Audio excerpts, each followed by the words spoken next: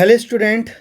आज मैं बायोटेक्नोलॉजी का एप्लीकेशन पार्ट का पार्ट 2 वीडियो बना रहा हूँ, जिसमें हम ये देखेंगे कि जो एग्रीकल्चर फील्ड के लिए बायोटेक्नोलॉजी का क्या क्या एप्लीकेशन था।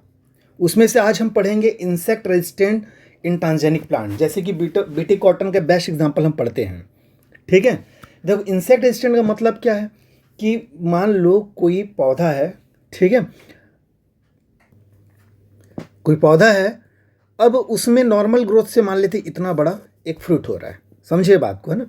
अब इसमें जब ये फ्रूट यानी जब ये फ्लावर केस में रहा होगा, जब उसमें कोई बर्ड का कोई इन्फेक्शन हो गया होगा, उस बर्ड में कोई कीड़े का इन्फेक्शन हो गया होगा, तो अब वही प्लांट, उसी प्लांट का ये जो फ्रूट है उसका साइज हो गया छोटा सा। समझ आ रहा है बात। तो कहीं ना कहीं पे या तो फुल या फिर फ्रूट बने ही ना, या फिर वो ख़राब हो जाए। अगर वो ख़राब हो गया तो उसकी क्वालिटी ख़राब हो गई, है ना। ख़राब हो गया तो उसकी क्वालिटी ख़राब होगी, तो बाज़ार में कौन खरीदेगा उसको, बताइए, है ना। आप ऐसा कुछ फल वल देखे होंगे ना, तो बहुत कीड़े रहते, तो आप उसे खरीदोगे क्या? नहीं ना।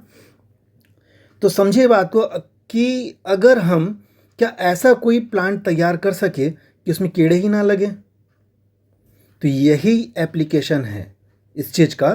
कि क्या किया गया कि एक बैक्टीरिया जिसका नाम था बैसिलस थ्रुंगेजेनेसिस, क्या, एक बैक्टीरिया, उस बैक्टीरिया के डीएनए में एक क्रिस्टल जीन था। क्रिस्टल जीन का मतलब है कि एक प्रोटीन बनाता है, इसका नाम है क्रिस्टल प्रोटीन। ठीक है, इस प्रोटीन, अब ये डीएनए जो है ना, ये तो डीएनए है ना, जीन है, डीएनए का पार्ट है। अब इससे आरएनए बनेगा, और इस आरएनए से जो प्रोटीन बनता था, राइट, ये जो प्रोटीन बन रहा था, ये प्रोटीन उस कीड़े को मार देता है। किसको मार देता है? इसमें जो लगने वाला जो कीड़े था उसको मार देता है। उससे क्या होगा? उससे ये होगा कि जब वो कली के फॉर्म में रहा होगा ना, बड के फॉर्म में रहा होगा, उस समय जब वो कीड़ा उसमें लगा रहा होगा, तो कीड़ा जैसे ही उस जगह को खाएगा, कुछ समय बाद वो इंसेक्ट जो है वो मर जाएगा। तो आपका प्रोडक्शन तो बड़ा ही होगा, छोटा नहीं होगा, कम नहीं होगा, तब ज़्यादा ही होगा, कम नहीं होगा ना। तो एक प्रकार से आपने क्या किया कि आपने बैक्टीरिया के इस जीन को परमानेंटली इस प्लांट में डाल दिया। कैसे डालते हैं ये पूरा मैकेनिज्म मैंने लास्ट वीडियो में बताया है। ठीक है, कोई भी आप टीआई या आरआई प्लाज्मिड यूज़ करके ट्रांसजेनिक प्लांट बना लिए, जिसमें ट्रांसजेनिक प्लांट क्यों बोला मैं इस प्लांट को? अब इस प्लांट को ट्रांसजेनिक इसलिए कहूँगा क्योंकि इसके पास मेरा बैक्टीरिया का जीन आ गया। ठीक है, इस बैक्टीरिया का जीन आ गया, और ये जीन प्लांट के अंदर काम कर रहा है जो पहले बैक्टीरिया में काम करता था। फायदा क्या हुआ? उस प्रोटीन, उसके प्रोटीन से वो कीड़ा मर जाता है, जो भी कीड़ा था, इंसेक्ट, वो क्या हो जाता है? मर जाता है। ठीक है, तो मेरा प्रोडक्शन क्या हो जाएगा? बढ़ जाएगा। बस यही कॉन्सेप्ट लगाया गया बीटी कॉटन में। ठीक है, तो देखते हैं बीटी कॉटन के केस हम क्या पढ़ते हैं, देखिएगा। सॉइल बैक्टीरिया बैसिलस थ्रुंगेजेनेसिस, जिसे हम शॉर्ट में बीटी भी बोलते हैं, B for bacillus, T for thuringiensis. ये क्या करता है? ये एक प्रोटीन बनाता है जिसका नाम है crystal protein. Bacillus thuringiensis form some protein, crystal protein. ठीक है, उस प्रोटीन की खासियत क्या होती है? This crystal contain toxic insecticidal protein. ठीक है, जो क्या करता है, जो उस टॉक्सिन को अगर कोई कीड़ा खा ले, तो उसके पेट में जाने के बाद, ठीक है, उसके गट यानी एलिमेंट्री कैनाल का जो क्या बोलना चाहिए, एलिमेंट्री कैनाल का जो एपिथेलियम सेल टिश्यूज जो होते हैं ना, उसमें वो पोर बना देता है। ठीक है, तो यहाँ तो आएंगे हम कैसे, पहले देख लेते हैं और क्या क्या चीज़ें हैं। ठीक है, तो soil bacteria bacillus thuringiensis produce protein that kills certain insect like lepido lepidopterans. इसमें कौन कौन आता है? इसमें आता है बर्ड वॉर्म आता है और आर्मी वॉर्म आता है। ठीक है, lepidopteran is an order of class insect. अगर आप इंसेक्ट पढ़ेंगे ना, तो उसमें एक ऑर्डर में आपको मिलेगा लैपिडोप्टेरा। ठीक है, इसके अंतर्गत कौन कौन आते हैं? बटरफ्लाई आ जाएगा आपका, ठीक है, मॉथ आएंगे। और दूसरा एक क्लास है, एक है, देखो कौन कौन सा लिया है, एक लिया है कौन सा? लैपिडोप्टेरन। ठीक है, और दूसरा लिया है डिप्टेरेंस। डिप्टेरेंस से कौन आते हैं पता है आपको? फ्लाइज, मॉस्किटो, ये आते हैं। इन लोगों को वो टॉक्सिन कंपाउंड जो है वो मार सकता है। ठीक है। Bacillus thuringiensis form some protein, बता दिया हूं मैं, क्रिस्टल बनाता है वो। This crystal content toxic insecticidal protein. ठीक है। BT toxin protein exist as inactive protein. देखो बीटी टॉक्सिन जो प्रोटीन होता है ना वो इनएक्टिव फॉर्म यानी कि निष्क्रिय होता है, लेकिन जब कोई कीड़ा खा लेता है उसको तो उसके पेट एलिमेंट्री कैनाल में जाने के बाद वहाँ पे जब हाई पीएच यानी कि एल्कलाइन पीएच जब रहता है ना तो वो प्रोटीन क्या होता है, इनएक्टिव से एक्टिव हो जाता है, और जैसे ही एक्टिव होता है वो सॉल्युबलाइज्ड क्रिस्टल प्रोटीन बना लेता है। ठीक है। तो वही लिखा हुआ BT toxin protein exist as inactive form but once an insect ingest the inactive toxin it is converted into an active form of toxin in presence of alkaline pH of alimentary canal that solubilize the crystal। जो कहानी भी बताया मैं वही है। उसके बाद ये क्या करता है, ये एक्टिवेटेड टॉक्सिन जो रहता है ना वो उसके मिड गट के जो एपिथेलियम सेल होंगे ना उसके सरफेस में बाइंड करके उस जगह पे पोर बना देते हैं।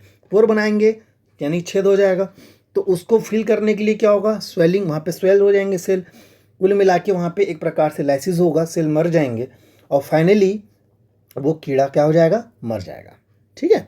The activated toxin bind to the surface of mid gut epithelial cells and create pores which cause cell swelling and lysis and finally causes death of the insect.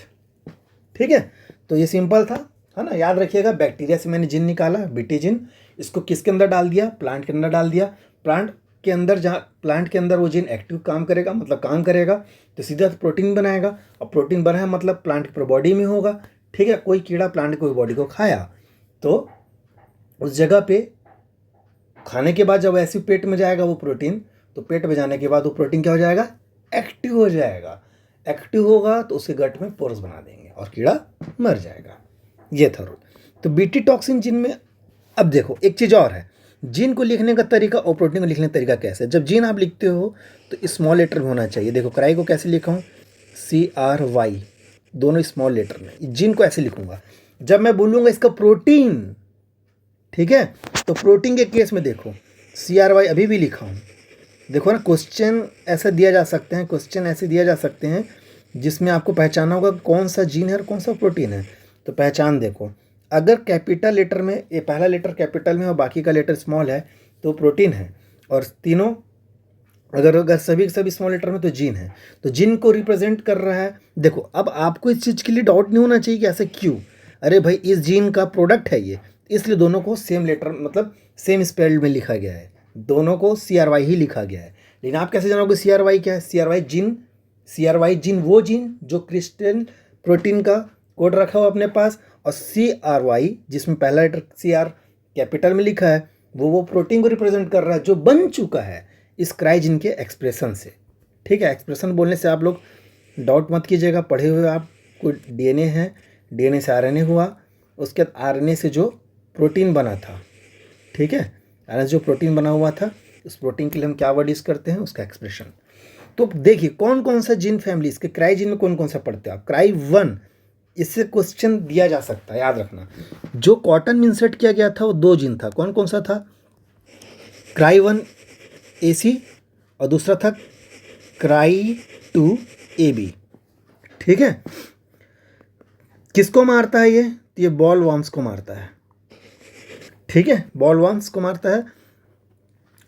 उसके बाद है क्राई 1 AB, ये कॉर्न बोरर के लिए, यानी कि आप इसको किसमें इंट्रोड्यूस किए थे, बीटी कॉर्न। इसके से जो प्लांट बना उसमें बीटी कॉर्न बोले, और कॉटन वाले जो प्लांट बने उसमें बीटी कॉटन बोले।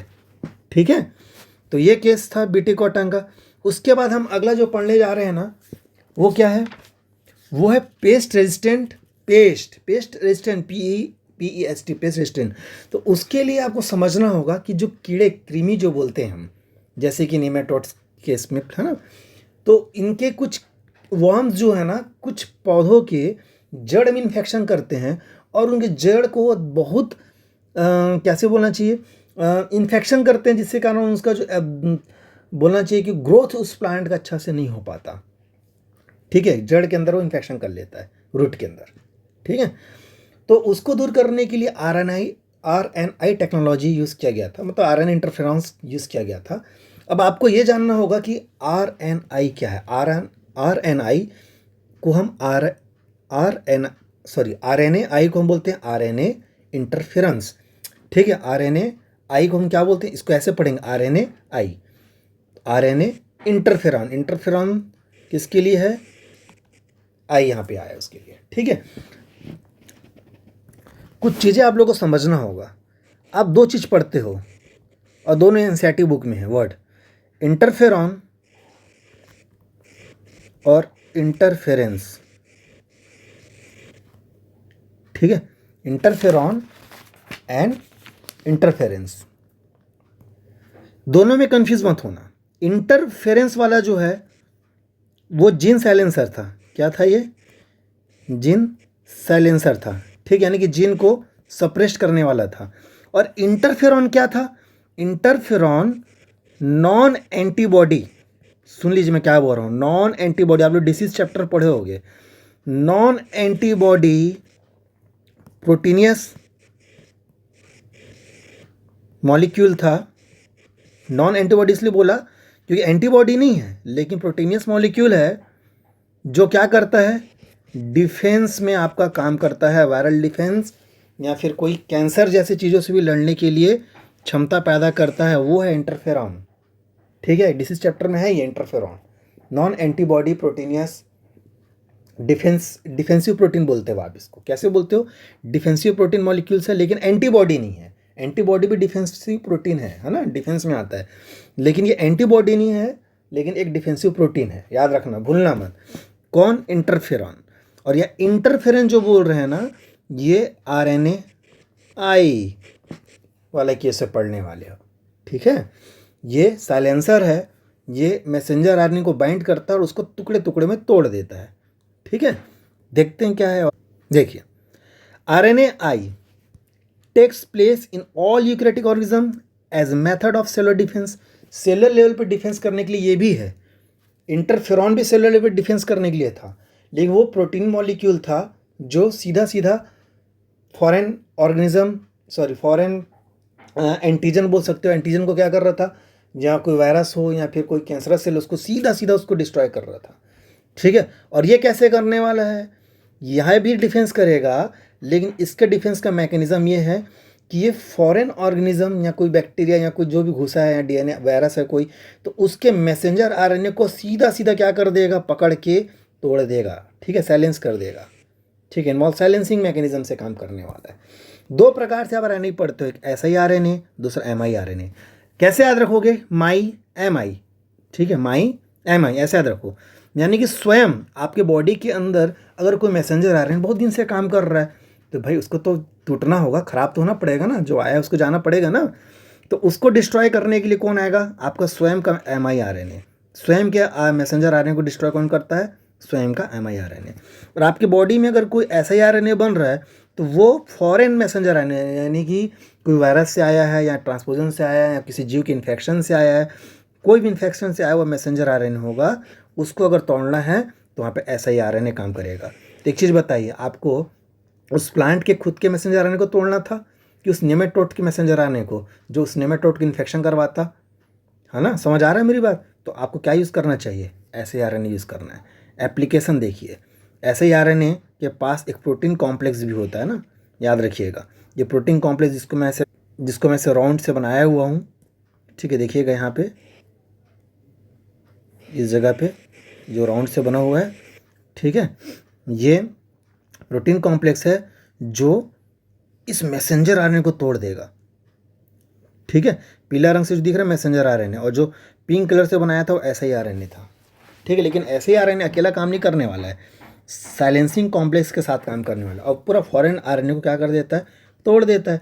अब सोचिए कि ये कोई फॉरेन ऑर्गेनिज्म, जो भी ऑर्गेनिज्म था, जो पैरासाइट था, उसका मान लो मेन मैसेंजर आरएनए था, जो मेन प्रोटीन बनाता जिससे उसका ग्रोथ होता या जिसके कारण जिंदा रहता। आपने उसी को तोड़ दिया जी। जब टूट गया वो मैसेंजर आरएनए तो काम तो करेगा नहीं, तो जीव भी क्या हो जाएगा, वो ऑर्गेनिज्म भी क्या हो जाएगा, मर जाएगा। देखिए आरएनए आई के बारे में, ठीक है, जिन्होंने काम किया था वो था फायर एंड मेलो, उनको 2006 में इसके लिए नोबेल प्राइज मिला था। ठीक है, अब देखते हैं कि पेस्ट रेजिस्टेंट इन ट्रांसजेनिक प्लांट, कैसे पेस्ट रेजिस्टेंट बनाया गया। सीधी सी बात है, आपने जो कॉन्सेप्ट पढ़ा है ना वही है। ठीक है, RNAi method adopted to prevent infection. कौन सा RNAi उसमें भी स्पेसिफाई कौन सा करूंगा मैं, SI। Infected of root of tobacco plant by nematodes meloidogyne incognita करके है, इनकोग्निटिया करके। ठीक है, मिलाडोगैनी इनकोग्निटिया करके। ये क्या था, ये निमेटोड्स है, ये कीड़ा, कृमि जो बोलते हैं ना वो था। तो नाम तो याद रख लेना चाहिए। क्यों बोल रहा हूँ मैं, क्योंकि एनसीईआरटी में नाम है, और जो एनसीईआरटी में नाम है वो नेट के लिए इंपॉर्टेंट है। ठीक है, तो याद रखना है वहाँ आपको। ठीक है, अब उसके बाद क्या है, in RNAi complementary RNA bind to messenger RNA। अभी क्या कहानी बताया, कॉम्प्लीमेंट्री मैसेंजर RNA से बाइंड करता है, उसको तोड़ देता है ना, वही कहानी यहाँ पे बोल रहा है वो। ठीक है, दिस कॉम्प्लीमेंट्री मैसेंजर RNA में come from infection by RNA virus ट्रांसपोजोन। अब ट्रांसपोजोन क्या है, पहले सब मैंने जेनेटिक मॉलिक्यूलर जेनेटिक पढ़ाया हुआ है। ट्रांसपोजोन जंपिंग DNA भी बोलते हैं इसको। ये किसी भी जीनोम से कट होकर दूसरे जीनोम में जाके पेस्ट हो सकता है। ठीक है, तो ऐसे किसी थ्रू से आया होगा वो मैसेंजर RNA, या फिर किसी RNA वायरस से आया होगा, ये बताना चाह रहा है। इसमें कोई दिक्कत नहीं करना है अपने को। अपने क्या करना है बताओ, अपने ये करना है कि उस जो जिस जीव का, जिस ऑर्गेनिज्म का, जिस प्लांट को इन्फेक्शन हो रहा था ना, जैसे कृमि का, तो आपको क्या करना है ना, उस कृमि का कोई पर्टिकुलर स्पेसिफिक जीन को आप निकाल लो, जो सबसे इंपॉर्टेंट जीन होगा, निकाल लो। ठीक है, निकालने के बाद आप उसको TI प्लाज्मिड में या RI प्लाज्मिड यूज़ करके आप उसमें ऐसे डालो कि उस जीन का दोनों स्टैंड, सेंस और एंटी सेंस, पढ़े हो ना पूरा मॉलिक्यूलर जेनेटिक में, पूरा टर्म्स मैंने क्लियर कराया हुआ है। जिन बच्चों को क्लियर नहीं, प्लीज़ जाए और देख लें कि साइलेंसिंग सेंस और एंटी सेंस क्या होता है। ठीक है, अपोजिट स्टैंड जो बोलते हैं ना, कॉम्प्लीमेंट्री स्टैंड, ऐसे हमको डिज़ाइन करना है कि दोनों स्टैंड का क्या हो जाए, ट्रांसक्रिप्शन हो जाए। तो उससे क्या होगा, कॉम्प्लीमेंट्री RNA बनेंगे, मतलब दोनों स्टैंड कॉम्प्लीमेंट्री होगा। आपको ऐसे लैंग्वेज समझ नहीं आ रहा होगा, मैं डायग्राम के साथ दिखाऊंगा अभी नीचे में। ठीक है, दिखाता हूँ, सीधा दिखाता हूँ। देखो, ये निमेटोड्स है, उसका आपने स्पेसिफिक जीन निकाल दिया। ठीक है, इसका 2 स्टैंड है, देखो ध्यान से, एक ये और एक ये। आपको डिजाइन ऐसा करना है कि ऊपर वाले स्टैंड का भी मैसेंजर RNA बने और नीचे वाले स्टैंड का भी मैसेंजर RNA बने। तो आपको क्या करना पड़ेगा, इस राइट साइड से भी प्रोमोटर और लेफ्ट साइड से प्रोमोटर जन डालना पड़ेगा, यानी कि 5' to 3 ओरिएंटेड दोनों साइड से। ठीक है, ताकि दोनों साइड से ट्रांसक्रिप्शन हो सके। याद रखना, एक टाइम पे तो बेटा एक ही ट्रांसक्रिप्शन होता है, आपने पढ़ा हुआ है। ट्रांसक्रिप्शन एक टाइम पे एक जीन का एक ही होता है, यानी कि एक बार ट्रांसक्रिप्शन होगा तो एक ही RNA बनेगा। ठीक है, कोई बात नहीं है। वो RNA बन के जब रेडी हो गया, फिर नीचे वाले स्टैंड का ट्रांसक्रिप्शन होगा, तो जब उसका होगा तो यार RNA बनेगा। तो फाइनली होगा क्या, दोनों RNA एक दूसरे कॉम्प्लीमेंट्री होंगे। ठीक है, हमको अभी ये सब कॉन्सेप्ट बाद में रखना है। पहले देखिए कि निमेटोड से मैंने क्या निकाला, स्पेसिफिक जीन निकाल लिया। इसको मैंने TI प्लाज्मिड में लिया और उसमें इंसर्ट करा दिया। देखो जो यहाँ पे येलो रंग का दिख रहा है वो निमेटोड स्पेसिफिक जीन था। फिर आपने क्या किया, उसको ट्रांसजेनिक प्लांट में बनाया। मतलब आपने क्या किया, ट्रांसजेनिक प्लांट कैसे बनाओगे, अब लास्ट क्लास में मैंने बताया है। इस वेक्टर को आप प्लांट के अंदर, पहले बैक्टीरिया के अंदर डालोगे, ठीक है, और बैक्टीरिया का इन्फेक्शन करवाओगे प्लांट को। ये मैंने पूरा कहानी पूरा पहले पढ़ा चुका है कि कैसे हम बनाते हैं ट्रांसजेनिक प्लांट। ठीक है, अब उसके बाद प्लांट के अंदर या जीन रिसीव हो जाएगा, और जैसे ही प्लांट रिसीव हो जाएगा, प्लांट में जीन रिसीव हो जाएगा, आपका ट्रांसजेनिक प्लांट बन जाएगा। ठीक है, जब आपका ट्रांसजेनिक प्लांट बन जाएगा तो now plant have specific gene of nematodes for both sense and anti sense. ठीक है, इससे क्या होगा, जब उस प्लांट के अंदर उसका ट्रांसक्रिप्शन होगा तो सेंस और एंटी सेंस दोनों स्टैंड बनेगा। उससे क्या होगा, 2 RNA बनेंगे। ठीक है, दोनों स्टैंड बनेंगे, और दोनों स्टैंड आपस में चूंकि कॉम्प्लीमेंट्री है। कॉम्प्लीमेंट्री का मतलब क्या, यहाँ पे A था तो यहाँ पे T है, तो दोनों एक दूसरे से क्या होंगे, बाइंड हो जाएंगे। समझ आ रहा है ना, तो वैसे ही दोनों RNA क्या हो जाएंगे, बाइंड हो जाएंगे। तो आपको कैसे बन जाएगा, डबल स्टैंड RNA। बस यही चाहिए था, क्योंकि डबल स्टैंड जैसे ही बनता है वैसे ही MI और ऐसे ही RNA एक्टिवेट होता है। ठीक है, तो अब डाइसर क्या करेगा, कट करेगा। डाइसर एक एंजाइम है, RNAs है, जो इनको तोड़ेगा तो छोटे छोटे बहुत सारा बन जाएगा। ये छोटा छोटा जितना बनेगा वो सब ऐसा ही RNA थे। अब इसमें रिस्क का मतलब ये है कि आरएनए इंड्यूस्ड साइलेंस कॉम्प्लेक्सिंग एक एंजाइम है, वो आके बाइंड करेगा। देखो मैंने रेड कलर से दिखाया है, यहाँ पे बाइंड किया हुआ दिखाया हुआ है, राइट। ये क्या कर देता है ना, सबसे पहले तो इसका जो डबल स्टैंड है ना उसको तोड़ देता है, हटा देता है। मतलब कहने का मतलब ये है कि डबल स्टैंड जो था, ठीक है, उसमें से एक स्टैंड को क्या कर देगा, रिमूव कर देगा, और खुद एंजाइम जो है उससे बाइंड करके रहता है वहाँ पे, ठीक है। एंजाइम जो है से क्या रहेगा, बाइंड करके रहेगा। अब वो बाकी काम करेगा, बाकी को तोड़ने का काम करेगा। समझ आ रहा है ना। ये है fully activated RNA, sorry RNA मतलब ठीक है, ऐसे ही आरएनए। अब ये क्या करेगा, अगर मान लो कुछ प्लांट को निमेटोड्स का इन्फेक्शन हुआ था, तो निमेटोड्स बनाएगा, मैसेंजर आरएनए बनाएगा। ये छोटा सा स्मॉल आरएनए प्रोटीन उस निमेटोड्स देख खाएगा क्या वो, समझिए बात को। निमेटोड्स का इन्फेक्शन हुआ था तो प्लांट का रस को ले रहा होगा ना, खा पी रहा होगा ना प्लांट बॉडीज़ को, है ना। तो उसके बॉडी में ये आ जाएगा कौन, siRNA आ जाएगा। वो भी एक्टिवेटेड siRNA है, siRNA है। और ये क्या कर देगा, उसके आरएनए को पूरा तोड़ देगा। तोड़ देगा तो क्या होगा, प्रोटीन बनेगा नहीं। किसका प्रोटीन नहीं बनेगा, कृमि का प्रोटीन नहीं बनेगा। अरे कृमि का प्रोटीन नहीं बनेगा तो कृमि जिंदा रहेगा क्या, नहीं ना, तो कृमि मर जाएगा, ठीक है। इस प्रकार से आपने पेस्ट रेजिस्टेंट बनाया, ठीक है। तो पेस्ट रेजिस्टेंट में क्या किया आपने, पेस्ट रेजिस्टेंट में आपने siRNA को यूज़ करते हुए siRNA टेक्नोलॉजी यूज़ किया है, मतलब बोल सकते हो एंटीसेंस टेक्नोलॉजी यूज़ किया। और इसमें आपने जिस पेस्ट का इन्फेक्शन होता है उसी के ही कुछ स्पेसिफिक मैसेंजर आरएनए यानी स्पेसिफिक स्पेसिफिक जीन के दोनों स्ट्रैंड यानी कि सेंस और एंटीसेंस दोनों को इस प्रकार डिज़ाइन करवाए हमने कि दोनों स्ट्रैंड बने। और उसको क्या किए हमने, उसको टीआई प्लाज्मिड या आरआई प्लाज्मिड के माध्यम से प्लांट के अंदर इंट्रोड्यूस करके ट्रांसजेनिक प्लांट बना दिए, ठीक है। ट्रांसजेनिक प्लांट बनाए तो ट्रांसजेनिक प्लांट के अंदर वो दोनों स्ट्रैंड बना, दो स्ट्रैंड बना तो वो डबल स्ट्रैंड आरएनए बना, तो कुल मिलाकर ऐसे आरएनए बना। और ऐसा आरएनए को एक्टिवेट किया रिस्क, अब वो एक्टिव फॉर्म में घूमता रहेगा। अगर उस प्लांट के अंदर निमेटोड का इन्फेक्शन हुआ तो वो ऐसा ही आरएनए कॉम्प्लीमेंट्री स्ट्रैंड पकड़ता है ना। अच्छा आपने ये चीज़ समझा कि नहीं कि भाई हमने डाला क्यों, भाई उस कृमि के जीन को डाला क्यों प्लांट के अंदर, इसलिए डाला बेटा क्योंकि उस जीन को डालने के बाद उसका जो ट्रांसक्रिप्शन होगा तो जो छोटा जो आरएनए बना है ना वो कॉम्प्लीमेंट्री स्ट्रैंड को पकड़ेगा। जैसे कि मान लेता हूँ यहाँ पे कृमि के वॉर्म में ए और सी था, तो मैंने उसके अपोजिट यू और जी ला के पहले से रखा हुआ था, ये उसे बाइंड कर लेगा। समझ आ रहा है। कुल मिला के यहाँ पे येलो रंग का जो जीन दिख रहा है ना आरएनए, वो गाइड आरएनए है। वो क्या बोलते हैं उसको, हम गाइड आरएनए बोलते हैं, ठीक है। लिख देता हूँ मैं, वो गाइड करता है कि हाँ यही है वो आरएनए जो उस पर्टिकुलर स्पीसीज से आया है। और जैसे ही कॉम्प्लीमेंट्री होगा पकड़ा जाएगा, पकड़ होगा कॉम्प्लीमेंट्री तो आरएनए इस ऐसे आरएनए के साथ जो एंजाइम था, ये एंजाइम, ठीक है, वो पूरा इसको ब्रेक कर देगा, तोड़ देगा। तो उसको पकड़ने के लिए, इस मैसेंजर आरएनए को पकड़ने के लिए आपको गाइड आरएनए की ज़रूरत था। तो इसको आपका आरएनए नहीं पकड़ सकता था ना, क्योंकि आपके पास वो सीक्वेंस थोड़ी है, वो सीक्वेंस तो खुद उसी जीव के पास होगा। इसलिए उसी ऑर्गेनिज्म का वो जीन को हमने प्लांट के अंदर डाला था। ये था कॉन्सेप्ट, ठीक है।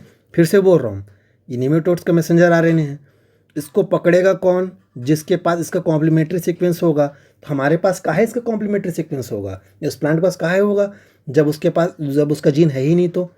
लेकिन उसके खुद के डीएनए में तो रहा होगा ना, जिससे निमेटोड्स के मैसेंजर आरएनए बना। इसीलिए इस पर्टिकुलर निमेटोड्स के ही मैसेंजर आरएनए के जीन को हमने प्लांट के अंदर डाल दिया था, ताकि प्लांट भी इसी के जैसे आरएनए बनाए, ठीक है। और वो गाइड आरएनए इसको पकड़े और प्लांट बॉडी का एंजाइम इसको तोड़ दे। ये था कॉन्सेप्ट।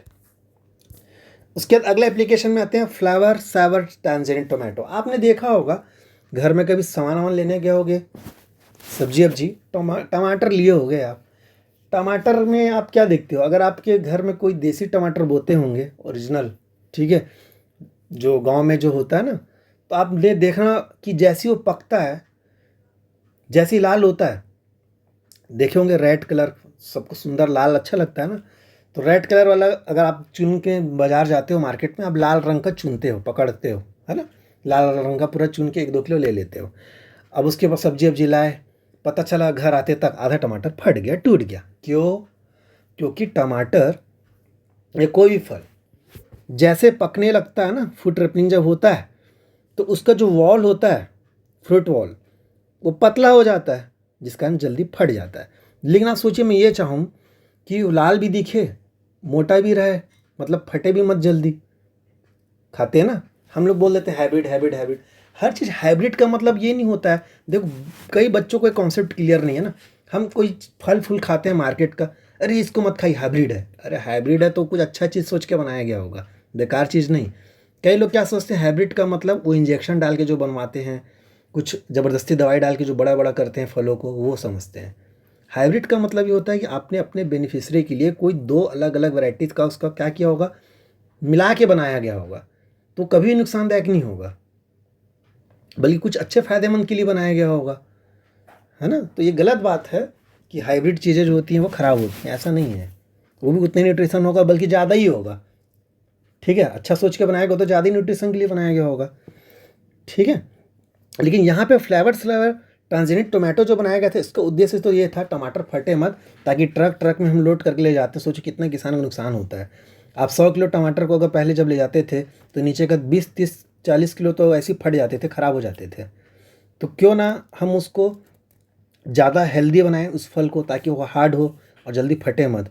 तो उसके लिए क्या किया गया, उस टमाटर में ना, उस टोमेटो में एक एंजाइम होगा, ठीक है, इसका नाम है पॉलीगैलेक्टोरेनेज। ये क्या करता है ना, फल को सॉफ्ट करता है, सॉफ्ट बनाता है, मतलब लाल जब होता है ना, फल पकने लगता है तो उसको, फ्रूट को एकदम सॉफ्ट कर देता है।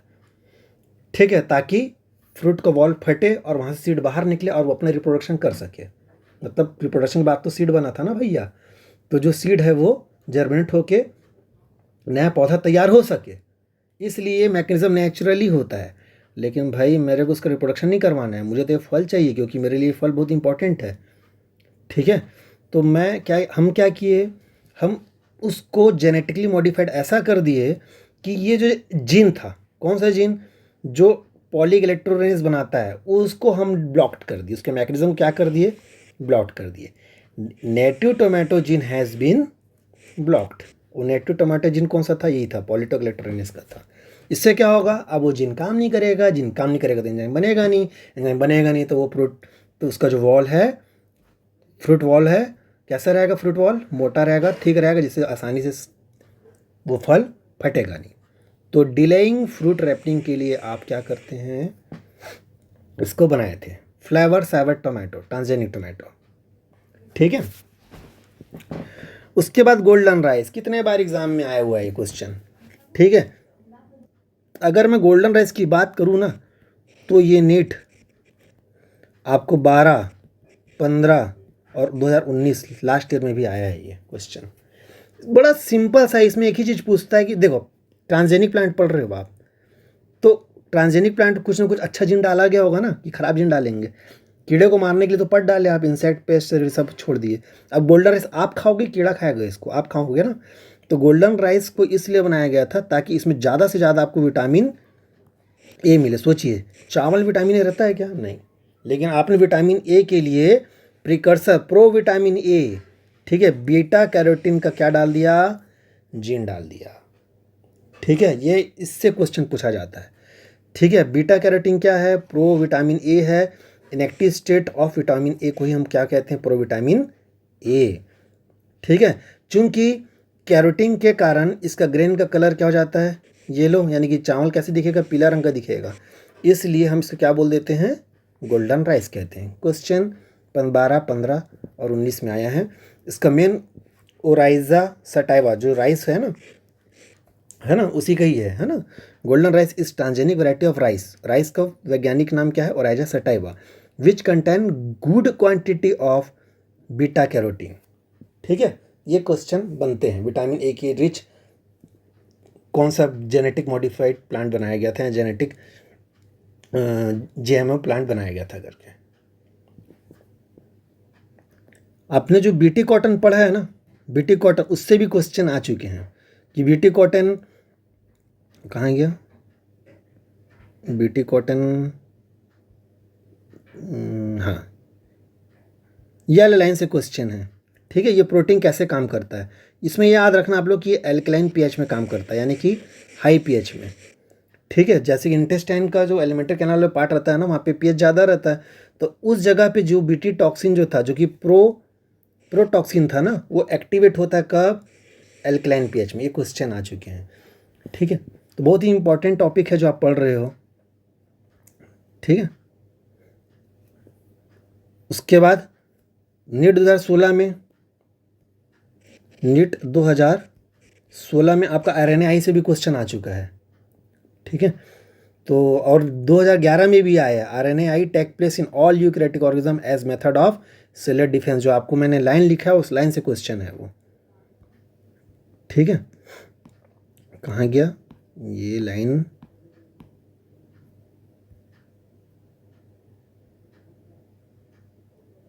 ये RNA's method adopted to prevent infection of root of tobacco plant by nematodes, ये तो था ही ये वाला।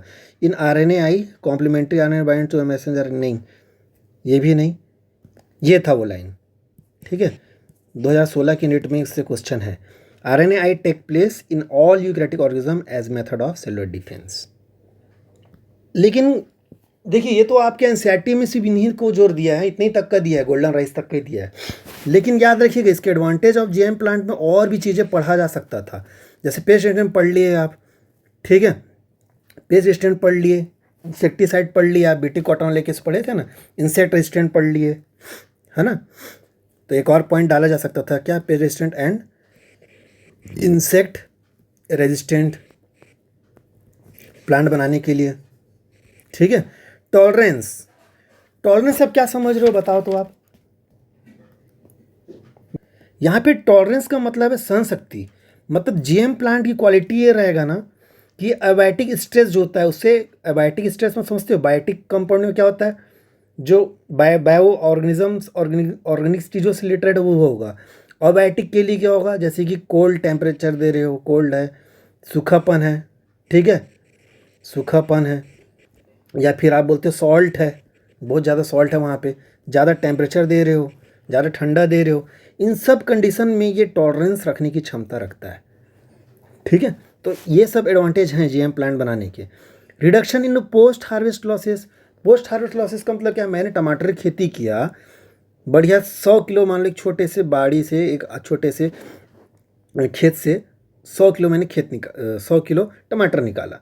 अब उसमें से 50 किलो टूट गए, सड़ गए या कीड़े लग गए, तो ये तो पोस्ट हार्वेस्ट लॉस हुआ ना। मेरा प्रोडक्शन तो अच्छा था लेकिन ख़राब हो गया, तो इससे बचाना है उसके लिए अब बीटी कॉटन क्यों यूज़ किए थे, ताकि ज़्यादा से ज़्यादा कॉटन यूज़ हो। आप टोमेटो वाले केस में क्या किए थे, क्या किए थे आप टोमेटो वाले केस में, यही तो किए थे आप, ताकि आप ज़्यादा से ज़्यादा टोमेटो को प्रोड्यूस करें, डिलेड फ्रूट ट्रिपिंग किए थे आप। ठीक है, उसके बाद है efficient mineral usage by plant, ज़्यादा से ज़्यादा वो क्या करे, मिनरल्स को क्या कर सके, यूज़ कर सके, ताकि ज़्यादा से ज़्यादा प्रोडक्शन हो। हर्बिसाइड रेजिस्टेंस, ये वाला चीज़ कई बार बच्चों क्लियर नहीं होता कि बुक में भी बार लिखा नहीं होता। हर्बिसाइड, आपको एक बेस्ट हर्बिसाइड बताता हूँ, राउंडअप एक मिलता है ना, कृषि दुकानों में।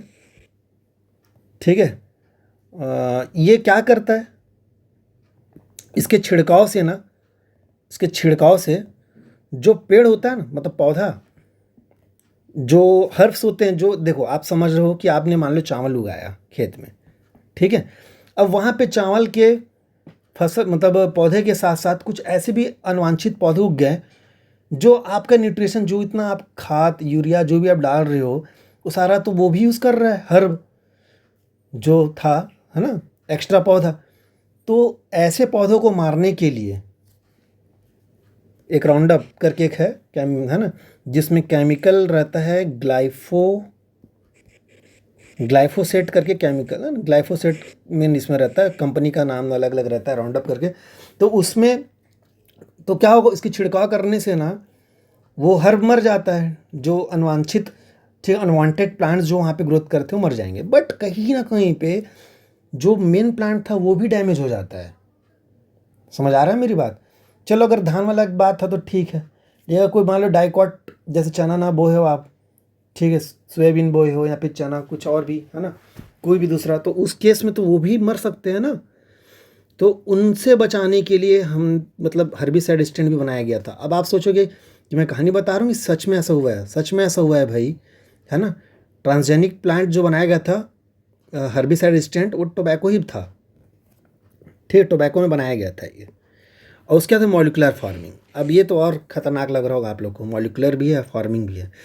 सपोज़ कि आप कोई एक प्रोटीन है, ठीक है, अब चाहते हैं यार कि ये प्रोटीन ना पौधे में फले, मतलब पौधे में लगे, और वो एनिमल प्रोटीन है, सोचो, इमेजिंग करो, या फिर कुछ ऐसा चीज़ जो हमारे बॉडी में होता है और हम चाहते हैं प्लांट बॉडी में बने।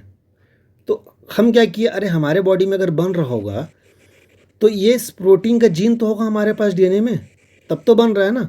आप इस जीन को निकालो और प्लांट के अंदर डाल दो। जब प्लांट तैयार होगा तो प्लांट का जो फल होगा या फ्रूट होगा उसमें क्या, ये आपका जो डिज़ायर प्रोटीन था वो बनेगा।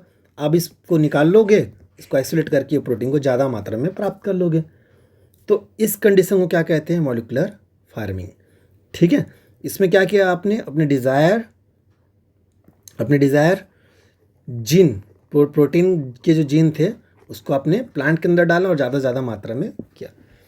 तो क्या सच में ऐसा हुआ है? तो बिल्कुल, ट्रांसजेनिक ब्रासिका नेपस बनाया गया था, ठीक है, जिसमें हम हीरोडिन जो होता है ना, हीरोडिन का जीन डाल दिए थे। तो जो उसका जो सीड होता है ना, सीड जैसे फल है रे, ठीक है, जैसे कि कोई ये फल लगा हुआ है, ठीक है, दाने लगे हुए हैं ना, इस दाने से, सरसों के जो दाने से जब निकालेंगे ना, इस दाने के अंदर क्या था, इस दाने के अंदर हीरोडिन था। तो आप सीधा इसको एज ए मेडिसिन भी यूज़ कर सकते हो। अगर आपको डायरेक्ट हीरोडिन चाहिए, डायरेक्ट बीज खा लो, ठीक है। या फिर आप क्या करेंगे, अगर मान लो हीरोडिन निकालना है आपको, तो आप इसको डाउन स्ट्रीम प्रोसेसिंग करके, ठीक है, हीरोडिन को निकाल के बोटलिंग करके बेच सकते हो, या फिर उसको कैप्सूल में, जो भी आप जैसे बना के बेचना चाहते हो, मार्केटिंग का एरिया अलग है, ठीक है। तो ये था मॉलिकुलर फार्मिंग। मैं तो एक एग्जांपल बताया हीरोडिन वाला, ऐसा और भी आप बना सकते हो। अब कुछ चीज़ याद रखना, कुछ चीज़ याद रखने का मतलब ये, कुछ बताने वाला हूँ तभी मैं बोल रहा हूँ, बहुत इंपॉर्टेंट चीज़ है जो बुक में नहीं मिलेगा, शायद हो भी। फर्स्ट ट्रांसजेनिक प्लांट अगर आपसे कोई पूछे, फर्स्ट ट्रांसजेनिक प्लांट अगर आपसे कोई पूछे, तब क्या बताओगे? टोबैको प्लांट था, ना कि टमाटर, ठीक है। टोबैको था जिसे 1983 में बनाया गया था, ठीक है। और उसको किस लिए बनाया गया था? It was resistant to an antibiotic resistant बनाया गया था, ठीक है। अगला चीज, अगर कोई आपसे पूछेगा पहला ट्रांसजेनिक सीरियल, जो धान्य फसल होता है ना, क्या बोलते हैं आप इसको, सीरियल बोलते हैं या सीरियल्स बोलते हैं, जो भी, ठीक, जैसे चावल, धान, मतलब गेहूँ, मैच, जो भी। तो इसमें कौन आएगा सीरियल में? फर्स्ट ट्रांसजेनिक प्लांट में, मतलब सीरियल्स में बोल रहा हूँ। तो उसमें आप क्या बताओगे? आप बताओगे मैज, मक्का, ठीक है, एंड वीट, दोनों को एक साथ बनाया गया था, तो दोनों नाम आएगा, मैज एंड वीट। गेहूँ, ठीक है, 1990 से लेकर 1992, इतनी ये इसमें डेटा आपको मिलेगा।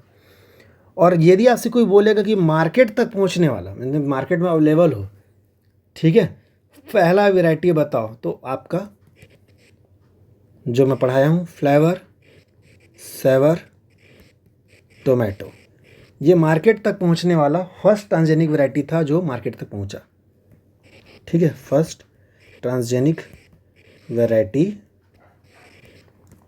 टू रीच द मार्केट, ठीक है। तो यहाँ से आपका एप्लीकेशन पार्ट एग्रीकल्चर से रिलेटेड या प्लांट से रिलेटेड कंप्लीट होता है ना। अब इसके बाद हम एप्लीकेशन पार्ट मेडिसिन से देखेंगे बायोटेक्नोलॉजी का, है ना। तो मुझे उम्मीद है कि आप लोगों को ये समझ आया होगा। अगर आपको कुछ समझ नहीं आया होगा तो आप मुझे कमेंट कर सकते हैं, और पसंद आया हो तो लाइक भी कर सकते हैं और शेयर भी कर सकते हैं। Thank you.